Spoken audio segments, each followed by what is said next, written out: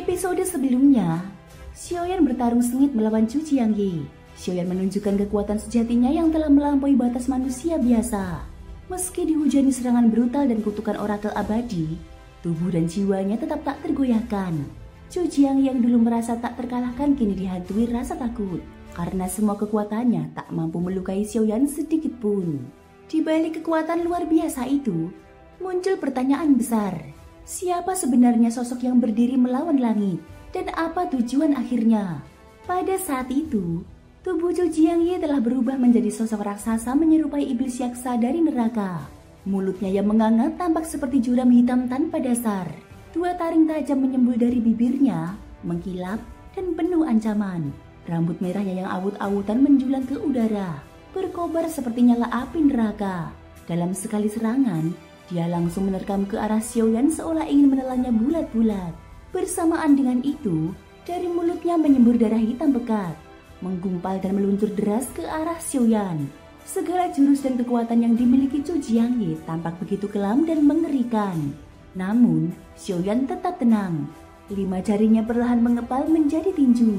Dalam sekejap, tubuhnya membesar menjadi raksasa setinggi 100.000 meter.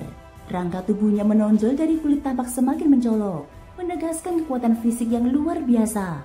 Kedua matanya terbuka perlahan, dan di hadapannya muncul 3 bintang ilusi yang mengambang terang benderang. Itulah siasat tersembunyi dalam serangan tinjunya. Xiaoyan mengayunkan tinjunya. Begitu tinjunya menyentuh bintang pertama, kekuatannya melonjak tajam. Saat menyentuh bintang kedua dan akhirnya bintang ketiga, tinjunya pun melesat. Ukurannya seolah membengkak menjadi sebesar langit berbintang, menyapu seluruh cakrawala dan menghancurkan segala batasan. Tinju itu bahkan melampaui patung giok besar Wujian yang diciptakan Zhu Jiangye. Menutupi langit, membanjiri ruang dengan kekuatan mutlak. Saat dua kekuatan bentrok, cahaya kilat kehancuran menyambar ke segala arah, menghancurkan apapun yang disentuhnya. Tinju Xiaoyan tampak sederhana, namun dalam kesederhanaannya tersembunyi kekuatan untuk menghancurkan seluruh dunia. Semua kekuatannya berasal dari tubuh Yuan Shen-nya. Dan pada saat ini, dentuman hebat menggema di seluruh ruang hampa. Dalam benturan itu, alam seolah ditekan rata oleh kekuatan tak kasat mata. Lalu dalam sekejap mengembang dan meledak. Tapi di tengah kekacauan itu, tubuh Xiaoyan tak bergeming. Dari tinjunya, semburan energi penghancur mutlak terus menerobos ke depan. Bahkan Xiaoyan sendiri terkejut. Dalam matanya, 2 bintang berputar gila-gilaan. Dia sadar, kekuatan ini pasti berasal dari sosok raksasa tulang purba yang dia lihat dalam kegelapan. Itulah kemampuan lain dari Yuan Shen miliknya, memanggil kekuatan leluhur kuno dan untuk sementara mendapatkan kekuatannya. Xiaoyan merasakan kegembiraan dan ketakjuban yang menyatu. Dalam kondisi ini, kekuatannya mengalir bebas, mengalir seperti air ke dalam jaring. Meskipun Zhu Jiangye kuat, dia tak lagi bisa menekan Xiaoyan seperti sebelumnya. Krak! Suara retakan bergemuruh di tengah sambaran petir. Patung giok Wujian yang diciptakan Zhu Jiangye mulai hancur. Tinju Xiaoyan menerobos segalanya, menghancurkan struktur iblis itu hingga meledak berkeping-keping. Dia tidak tahu berapa lama kekuatan ini akan bertahan. Namun dia tahu satu hal, ini bukan kekuatannya sendiri. Maka dia harus menggunakan momen ini untuk mengakhiri pertempuran secepatnya. Mungkin dia tak mampu membunuh keempat musuh sekaligus, tapi Zhu Jiangye, dia harus mati. Dari ucapannya sebelumnya, Xiaoyan menangkap sesuatu, bahwa Zhu Jiangye mengaku sebagai inkarnasi ke-9 dari seorang yang disebut Zuzang. Jika benar, maka inkarnasi sebelumnya yang semuanya telah mati, mungkin terbunuh karena ulahnya. Jika dia benar-benar murid Zuzang, mengapa harus berkhianat? Xiaoyan harus tahu siapa sebenarnya Zhu Jiangye ini. Saat patung Wujian hancur, tubuh Zhu Jiangye terpental jauh ke belakang. Wujud yaksanya perlahan menghilang, memperlihatkan sosok aslinya. Dia terbatuk hebat, memuntahkan darah segar, menandakan luka parah di dalam tubuhnya. Tapi, meski demikian, niat membunuh dalam matanya belum juga padam. Dengan paksa Zhu Jiangye menahan tubuhnya yang nyaris rubuh, Zhu Jiangye mendadak menyeringai. Senyum dingin yang menusuk. Bagaimana mungkin aku kalah? Hanya seorang sampah dari tahapan ketiga. Bagaimana mungkin aku kalah? Senyuman perlahan berubah bengis dan kejam.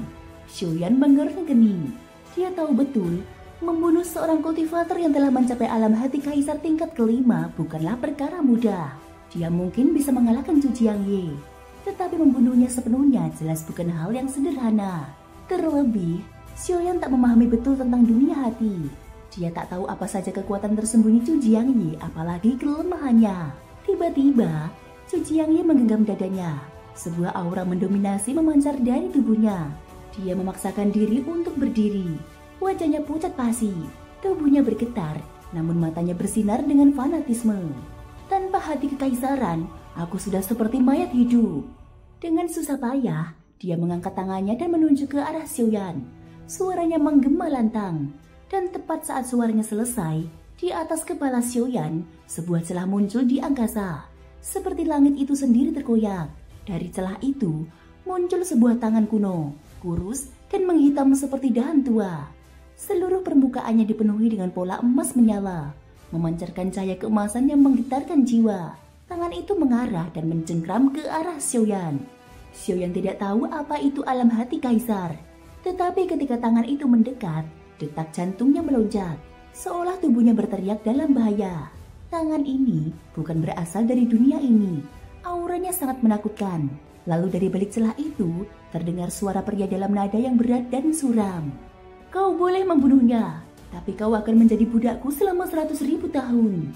Begitu suara itu terdengar, rasa niat membunuh yang luar biasa menyelimuti Xiaoyan. Begitu kuat dan pekat, hingga ia merasa dirinya tak ubahnya semut kecil, tak berarti, tak berdaya, dan setiap saat bisa dirembukan. Tangan itu terus menyembul keluar, dan tubuh Xiaoyan kini tak mampu bergerak sedikit pun. Bahkan Ye Beijing dan Wang Yi yang menyaksikan tangan itu dari kejauhan, ikut membelalak. Jelas tampak terkejut. Mereka mengenali siapa pemilik tangan ini. Aku akan menjadi budakmu selama 100.000 tahun. Bunuh dia. Aku harus membunuhnya. Teriak Zhu Jiangye seperti orang gila. Tekadnya untuk membunuh Xiaoyan kini telah mencapai puncaknya. Dia rela mengorbankan segalanya demi menghapus Xiaoyan dari dunia. Melihat kebencian yang begitu dalam, Xiaoyan hanya bisa terdiam. Dia tidak mengerti alasan dibalik permusuhan ini. Namun perlahan-lahan, kebingungan itu berubah menjadi kemarahan. Aku tidak tahu apa dendammu, tapi jika aku hidup hari ini, kau akan membayar 100 kali lipat. Ini adalah karma yang kau ciptakan sendiri. Tubuhnya yang raksasa setinggi 100.000 meter tiba-tiba runtuh seperti gedung yang ambruk. Daging dan otot meledak menjadi kabut darah, menyisakan kerangka putih yang menyeramkan. Kabut darah itu bergulung di udara. Tubuhnya tampaknya tak sanggup menahan kekuatan dari tangan itu. Bahkan tubuh sekuat milik Xiaoyan pun hancur perlahan. Namun meski tubuhnya hancur, Xiaoyan tidak mengeluarkan satupun jeritan. Dia sudah terbiasa dengan rasa sakit ini. Yang terdengar hanya suara tubuhnya yang meledak, dan selebihnya kesunyian yang menakutkan. Dada Zhu Jiangye naik turun dengan keras. Dia melihat kehidupan dalam diri Xiaoyan mulai padam dan merasa puas. Baginya, semua ini sepadan. Semut tetaplah semut. Mati. Tangan itu kembali menekan ke bawah. Namun saat itu juga, kabut darah yang meledak tadi tiba-tiba menyatu kembali. Dalam kilatan petir merah, sebuah tubuh raksasa setinggi 1.000.000 meter bangkit berdiri. Seorang raksasa. Kalau kalian datang hari ini untuk membunuhku, tak peduli kalian dari manapun, aku Xiaoyan akan mencatat semua ini. Dan tidak semudah itu untuk membunuhku. Suara Xiaoyan bergemuruh di langit ke bumi. Di tubuhnya, tulang luar yang menyerupai zirah muncul satu persatu melindunginya. Dia mengangkat tangannya, dan di telapak tangannya muncul senjata fragmen hati pemecah. Itu berkumpul dengan kekuatan penuh. Xiaoyan mengangkat tangannya, dan bersiap menantang tangan kuno itu secara langsung. Sisa-sisa dari klan Yuan Sheng. Senjata itu milikku. Terdengar lagi suara dari balik celah. Dan di saat suara itu menggema, tangan yang dipegang Xiaoyan pun meledak seketika. Senjata fragmen hati pemecah tiba-tiba terlepas dari kendali, terbang ke arah telapak tangan hitam yang menjulang dari celah. Namun sorot mata Xiaoyan kini membara. Semangat bertarung dalam dirinya semakin berkobar. Dia mulai sadar, pembunuh sebenarnya, niat pembunuh sejati yang begitu kuat sejak awal, bukan berasal dari 4 lawannya, melainkan dari tangan hitam tua itu, makhluk di balik celah langit. Thank you guys sudah mendengarkan ceritaku di episode kali ini sampai akhir. Terima kasih buat kalian semua yang udah dukung aku terus dengan subscribe, like, dan komennya. Semoga kalian banyak rezekinya, sehat selalu, dan ikutin terus kelanjutan episode-episode berikutnya. Semoga hari kalian menyenangkan. Sampai jumpa dan bye-bye.